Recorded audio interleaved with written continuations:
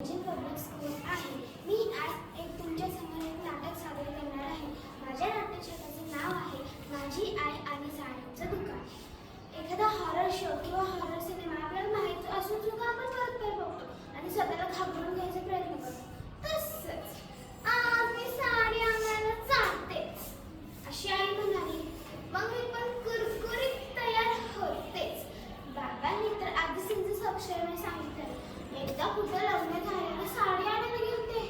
एका साडीसाठी 3 तास गेले होते. आईला कुठला रंग हवा होता कुणालाच कळत नव्हतं. एकदाशी ती साडी घेतली, खुश म्हणत बाबा घरी आले. बाबा घरी आले म्हणतात, कसे? एवढा विचार तर मी माझ्या लग्नात मुलगी बघताना सुद्धा नसेल केला. मग काय, सकाळी उठून चालले आहे परत बाजारात साडी बदलायला. मग ह्या वेळेस बाबांनी एका कागदावरती पूर्ण बाजाराचा नकाशा बनवून दिला आईकडे. मग गेली एकटीच साडी बदलायला.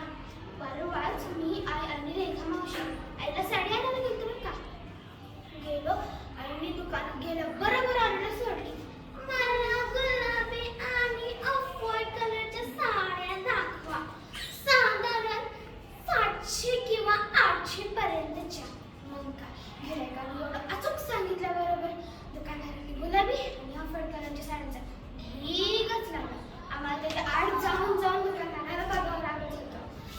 माझी आई दुकानदाराला बोलली की पूर्वीचे काही टाप असायचे, त्या लाकडी पेनात नीब असायचं, नीब त्या शाईत बुडवून लिहायचं असतं. अच्छा, तर तुम्हाला त्या शाईचा कलर हवाय का? छे हो, मला त्या गुलाबी टापचा कलर हवाय. सोनखडी सोनखडी, नारळाचं दूध जास्त असले सोनखडी. ती कोकणी आहे ना त्यामुळे. मग तसा नाहीये बाई. बर, मला चटणी कलर दाखव. चटणी कलर घ्या घ्या बाई घ्या, चटणी कलर घ्या. हे काय? चटणीतली मिरची तेलात परतलेली हवी.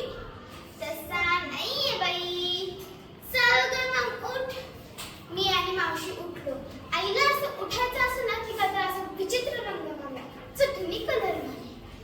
मग आम्ही असेच 1-2 दुकानं फिरलो. 7-8 दुकानं तर मोडेच गेले. आमच्या बरं एकदा आलेली मावशी पुन्हा कधीच नाही, कधीच नाही. संजू, तुझ्याकडे अंजली कलर आहे का ग? अंजली कलर होता मग, पण त्याचा रंगच उडाला. असा कसा रंग उडाला? माझ्या लग्नातली साडी अजून आहे, तिचा रंग अजून हलला नाही. 20 वर्ष तिला धुतलीच नाही. माझी आई ना कुठलीही वरची साडी काढते, ती वरची हो, नाही तर बाजूची, डावीकडची, त्याच्या पण खालची, त्याच्या बाजूची. हा तीच.